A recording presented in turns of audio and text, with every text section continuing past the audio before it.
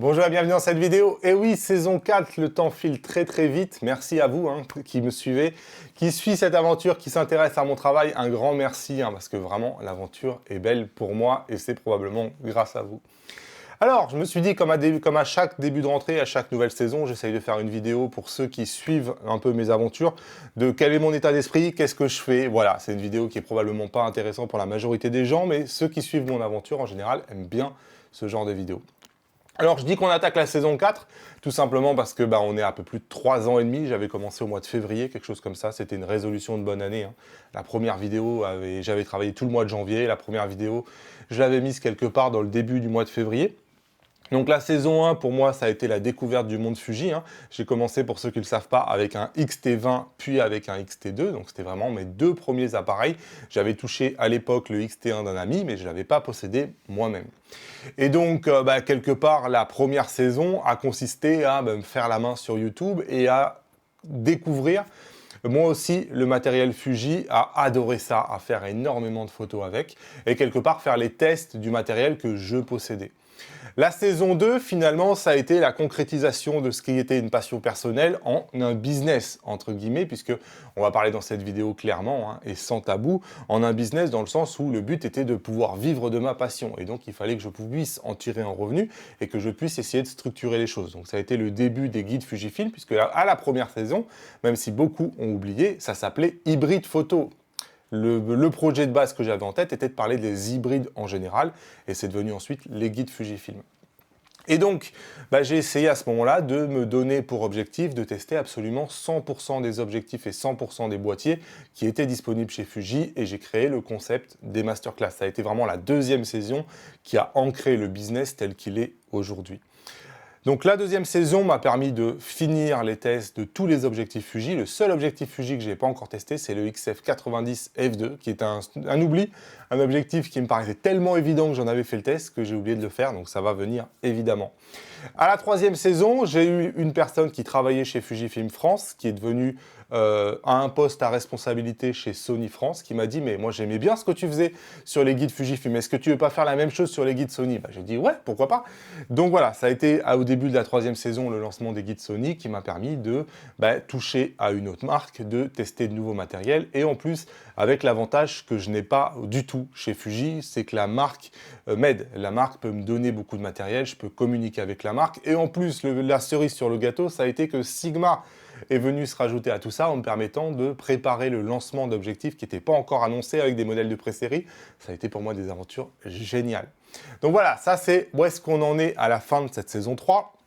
Et donc, on arrive aujourd'hui en saison 4. La saison 4, quelque part, c'est le lancement de ma chaîne généraliste. Si vous aviez suivi les aventures un peu de la saison 3, vous avez vu probablement que j'ai essayé à un moment donné de changer le nom de la chaîne YouTube. La chaîne YouTube qui s'appelait Les Guides Fujifilm et Sony, j'ai essayé de la renommer Damien Bernal pendant cette saison-là, tout simplement parce que je me rends compte que la chaîne YouTube évolue pas énormément en termes d'abonnés. Elle reste cantonnée à un nombre d'abonnés qui est globalement assez faible par rapport à ce que je peux voir ailleurs ou ce que d'autres personnes peuvent arriver à faire. Et mon analyse à moi, après avoir discuté avec certaines personnes, c'est que, oui, en fait, à partir du moment où on ne possède pas un Fujifilm ou un Sony, on ne se sent pas concerné par la chaîne et donc on ne s'abonne pas parce qu'on se dit que les vidéos ne vont pas nous concerner, et ils ont probablement raison aussi. Et j'avais essayé, pourquoi pas, de dire, oui, on arrête d'être ultra spécifique Fujifilm et Sony.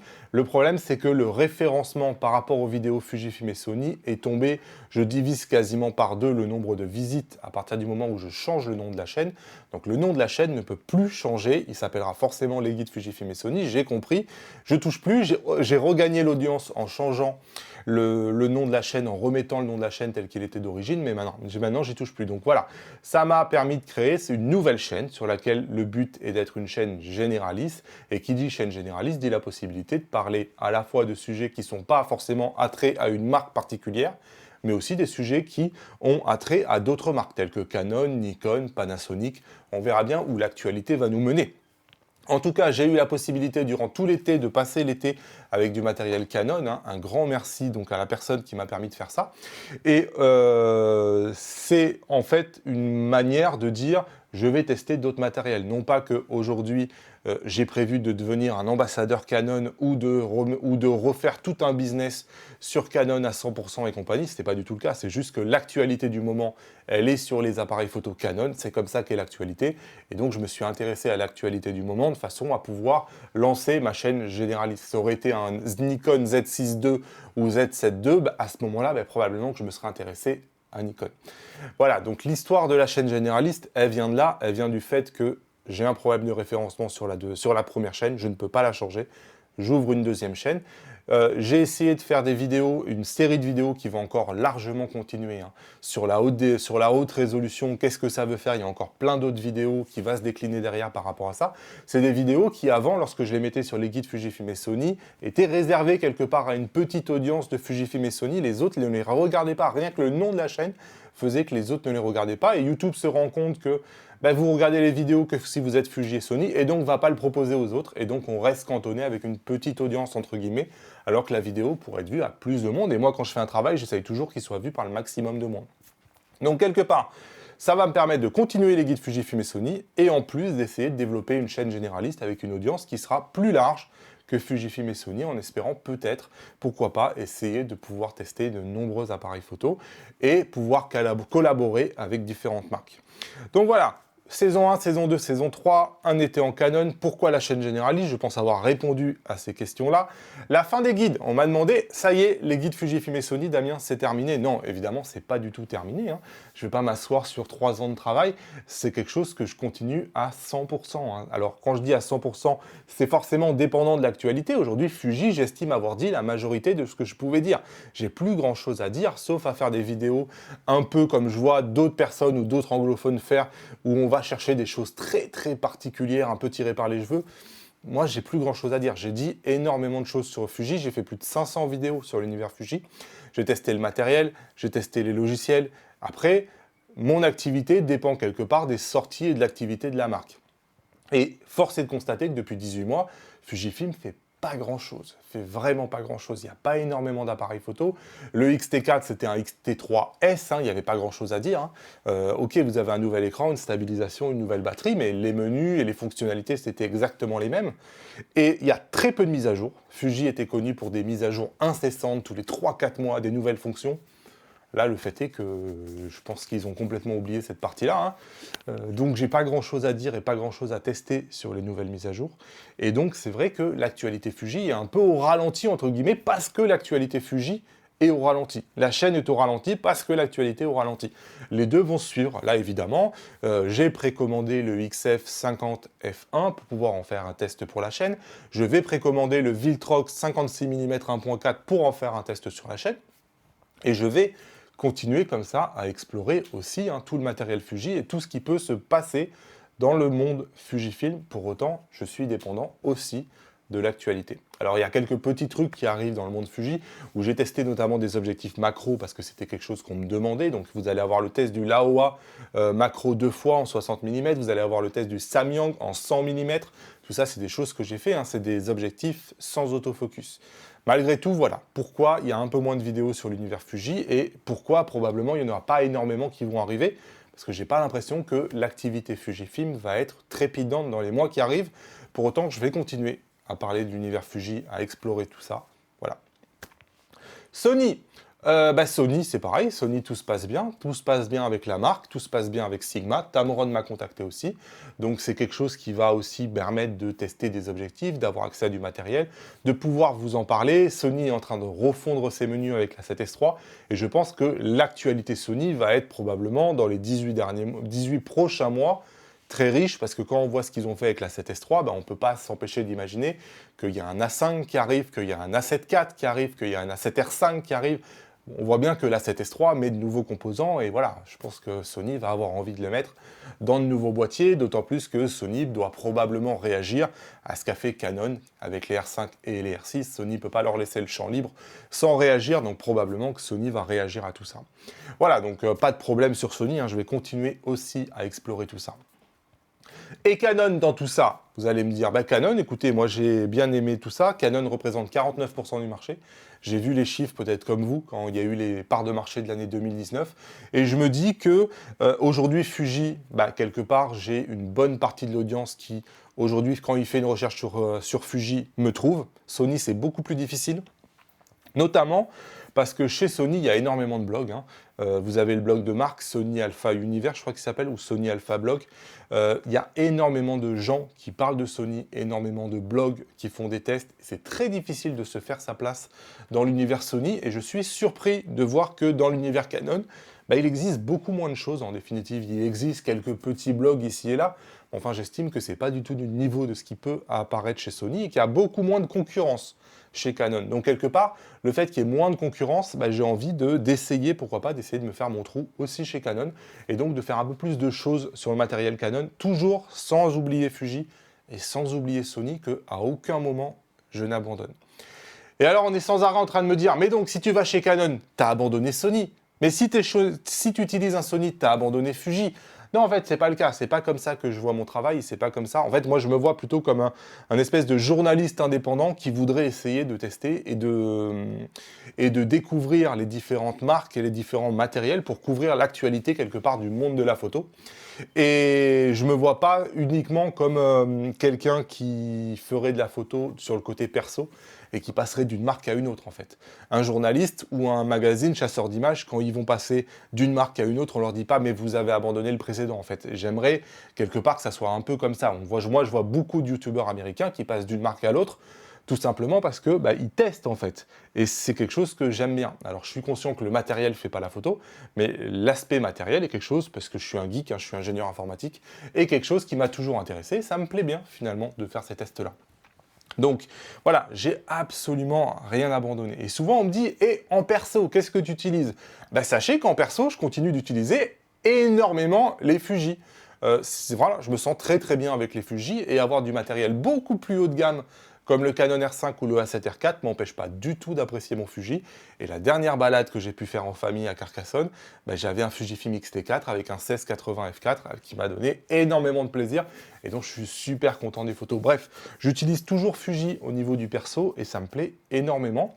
Après, c'est vrai que lorsque je veux faire des choses un peu plus professionnelles, des grands tirages ou des travaux bien spécifiques, je fais plus par exemple d'astrophotographie avec le Fuji. Aujourd'hui, je le fais uniquement en Canon avec du matériel 1.4 qui a une qualité dingue. Ça n'existe pas du tout cette qualité-là au niveau du Fuji. Et une sensibilité, une montée en ISO qu'on a chez les Sony que j'ai pas du tout chez les Fuji. Bon, c'est vrai que je fais l'astrophotographie uniquement en Sony aujourd'hui. Mais voilà, tout ça pour dire que j'ai pas oublié ou abandonné une marque plutôt qu'une autre. Et les autres, Nikon, Panasonic et compagnie, écoutez, on verra bien en fonction de l'actualité et des opportunités, mais je ne m'empêche pas de pouvoir faire des tests d'autres appareils photo avec ma sensibilité. Autre chose que j'ai promis, et je sais que certains d'entre vous l'attendent, c'est la formation Capture One. J'ai passé toutes mes photos sur Capture One à la fin du mois d'avril. Depuis le mois d'avril, toutes les photos que j'ai pu développer durant l'été l'ont été avec Capture One. Donc quand j'ai repris un coaching Lightroom au début du mois de septembre, donc il y a quelques jours, ça m'a fait bizarre de relancer Lightroom et j'appuyais sur les raccourcis dont j'ai l'habitude dans Capture One. Et c'est probablement un signe que j'en suis bien imprégné maintenant. Donc mon objectif, je l'avais dit, c'est de pouvoir faire des vidéos à propos de Capture One Express pour la chaîne et de pouvoir en faire une formation. Au niveau de Capture One, je sais que vous êtes nombreux à m'avoir dit que vous attendez la formation. C'est quelque chose sur lequel je vais travailler durant le mois de septembre. Je ne sais pas quand est-ce que ça sera disponible. Est-ce que ça sera à la fin du mois de septembre ou dans le courant du mois d'octobre. En tout cas, sachez que je vais y travailler.